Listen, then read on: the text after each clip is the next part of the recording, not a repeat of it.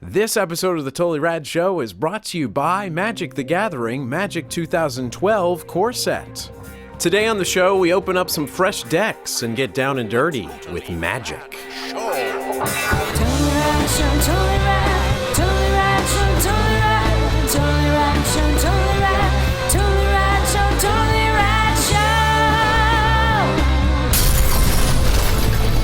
We are here at Emerald Nights in Burbank, an awesome comic book store / board game place. Feeling very comfortable right now with my people. At the Magic the Gathering 2012 Core pre-release event, tournament style. We are joined by DC Pearson. You may recognize him from an episode we did a while back. He's with Derek Comedy, comedian, author, wrote one of my favorite books of all time, The Boy Who Couldn't Sleep But Never Had To.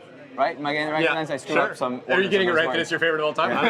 It's not up to me. It's an awesome book. It's written for guys like you and us growing up. Or ladies like you. Yeah. Well, Lady. I think it's more. There's one. But it's written for you, Denise. It's for you. So we are here. It's a tournament. It's a tournament or a tournament, depending on where you come from in the country. We are going to play Magic against people. You've had a little bit more experience playing Magic, so I think you're going to fare well. Which I thought was crazy, because I thought you guys were going to be in here just like knocking dudes down. You're going to know it inside and out. We may end up knocking dudes down, but it'll have nothing to do with physically. our card. Yeah, exactly. After your, I played when I was real young. I played in like 4th grade and stuff, like probably like forever ago. And then I stopped for a long time because they said we couldn't play anymore at school. So I stopped for like 15 years or something. And then I've just recently started up again, and I really like it. And I play on the Xbox. They have this game, Duels of the Planeswalkers, like teaches you how to play. Awesome. So I've very recently gotten back into it, but I like it a lot. It's like super fun. Yeah, we play casually, but I don't know if you have, but we've never been in a tournament setting Neither have I. before, which is very different. Yeah, I find it intimidating. As do I, and we just had a kind of a crash course in tournament etiquette, which is very different, and we're going to have like sealed packs. We're going to constitute our decks from sealed packs. You're paired with someone who's going to be like, there's making Russians sure here. We're going to fight the Russians for supremacy. It's going to decide the Cold War. Still going on apparently in Burbank. So cue the Joe Esposito music, and we'll play.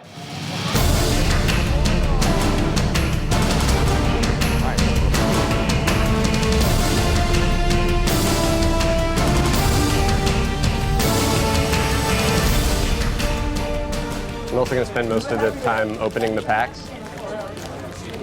I asked if anybody had a trick, and no one would tell me. I think that's how they're going to. That's how it's going to go down. Either side. Oh, perfect. Oh, nice. Hardest part so far is opening up the packaging.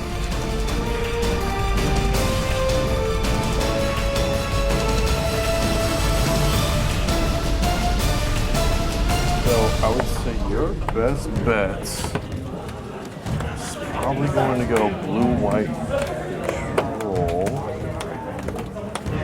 Your blue's really good. Okay.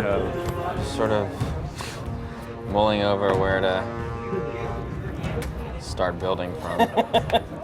It's decision time, Mike. It's time to commit. You figured it out? Just no.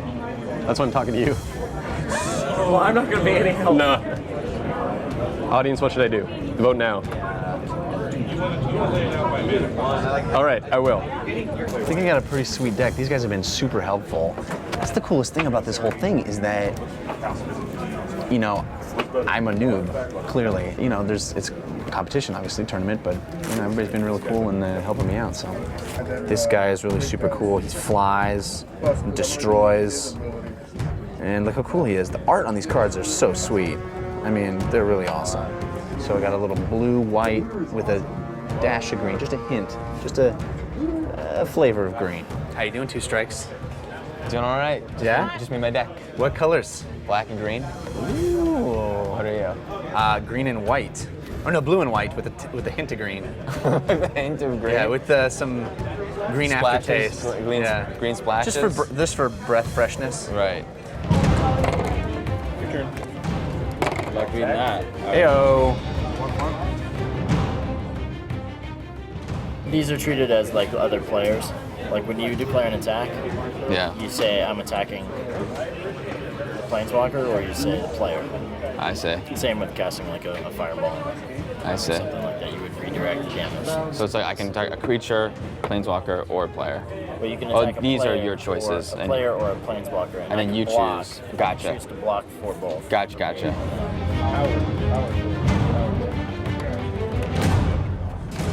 So you can't block that. Right, so I'm dead. Well, that was fun. Good game, man. No, you worked me. Sweating a little bit. Not really. But no, I mean, that was awesome. Yeah, it was awesome. So I got hammered my first round, as expected. But Wait, that was game 2 already? game 2, 2 of 3, right? I'm still in it. So you're still in it. Still in it to win it. It's best 2 of 3. Well, all part of my plan. All part of my plan. Crazy town. Yes, this is.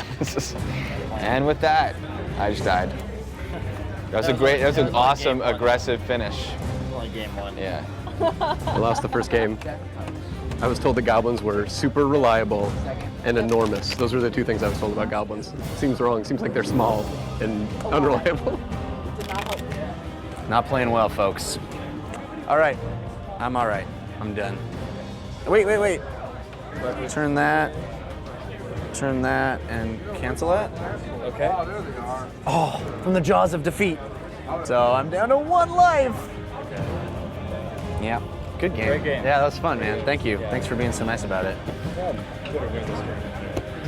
Swept, as expected.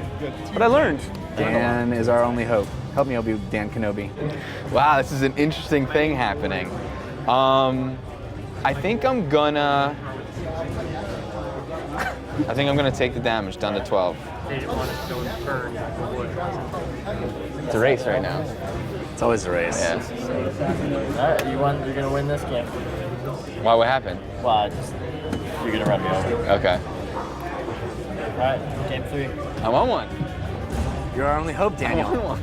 Is this 4? 4-4, and this is a 6-4. Right. So I want to do the 6-4, and then you're fling him.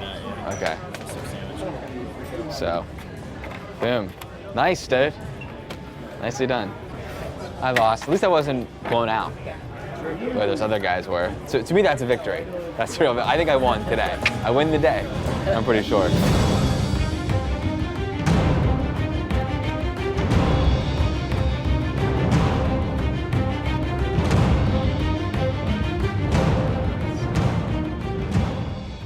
Oh boy, you're rearing for something.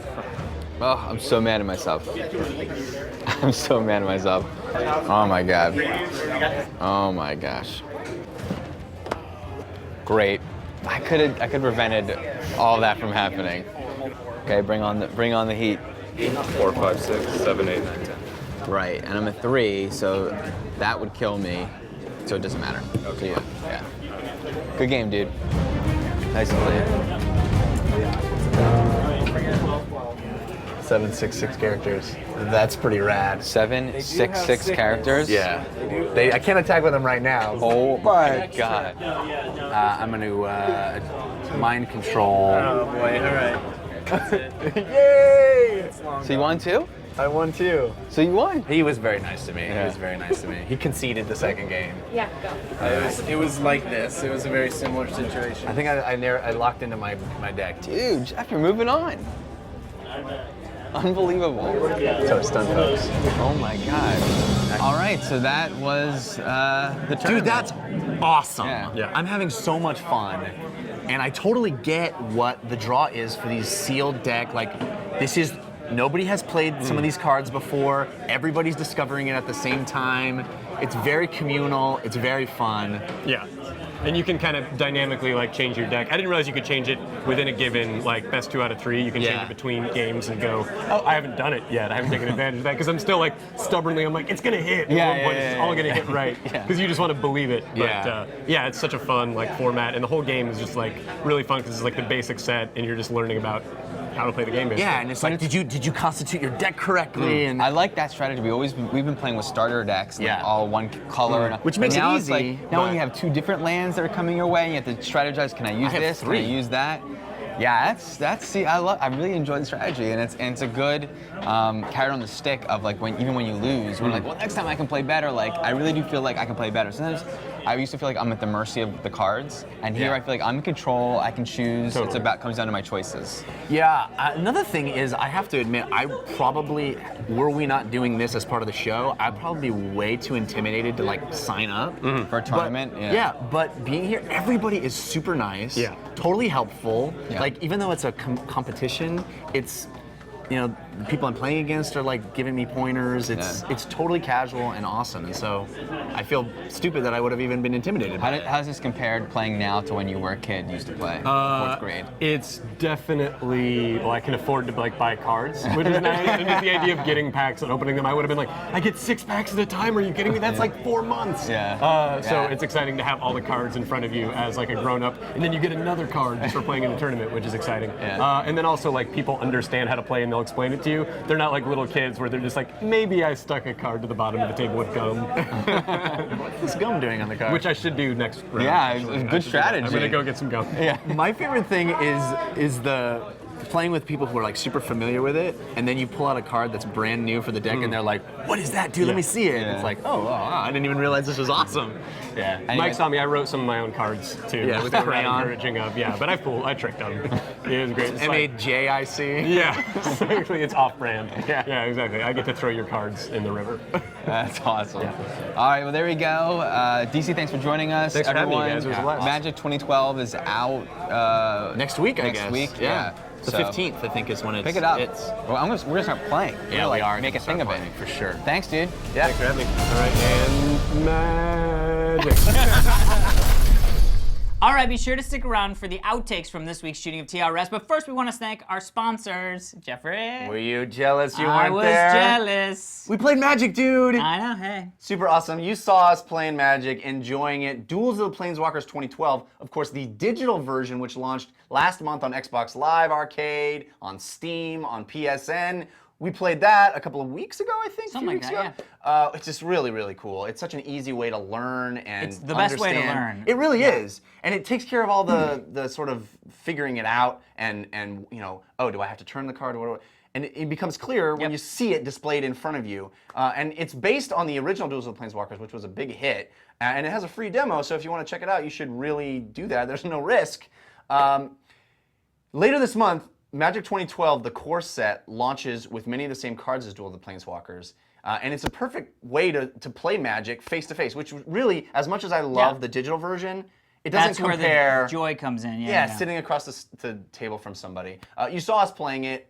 We dig it. On September 10th, there's going to be a big event. Wizards of the Coast is throwing this cool thing that brings together Duels of the Planeswalkers 2012 digital players with core set tabletop players at hobby stores all around the world. It's not really like any event they've ever done before. It's called Magic Celebration. Maybe we'll bring you to that. I would love to go to that if you guys would invite me. All right, people. Paris. I will come back from France and we will go play core set stuff. We will see you at Comic-Con. Send in backgrounds, fans at TotallyRadShow.com. Also small. You're not going to want to miss tomorrow's episode when we review the last Harry Potter movie ever. Today is July 14th, and on this day in rad history, in 2003, the U.S. government finally admits to the existence of Area 51. Now, you know, it's interesting. I don't remember this. A lot of people, of Well, course, it's sort of a little bit like a wah-wah. associate Area 51 to aliens. There's actually a brand new book that just came out with Yeah, all that this. lady. The lady. Yeah. Very interesting that there's some crazy stuff that happens at Area 51. Aliens, not the craziest shit that they did there. Yeah. Wow, what else? A lot They of set off crazy Russian nuclear stuff. bombs Yeah. in the sky. Yeah. And just let the radiation happen. They say there's so much radiation in our atmosphere. Like you could like take a Geiger counter. and you would get radiation in the atmosphere. And the majority of that, just walking around, is because of these nuclear explosions that were let off at Area 51 by our government. Well, they also did some reverse engineering and tried to work on a spherical saucer to sort of like send to Russia to freak out the Russians. Yeah. Like, oh my God, look, aliens just crashed in Russia. Weirdness. Now they'll be working on that for a while. I want to read this book. Yeah, right? Yeah, you do. Anyway, thank you again, Dougie at Potato Pope.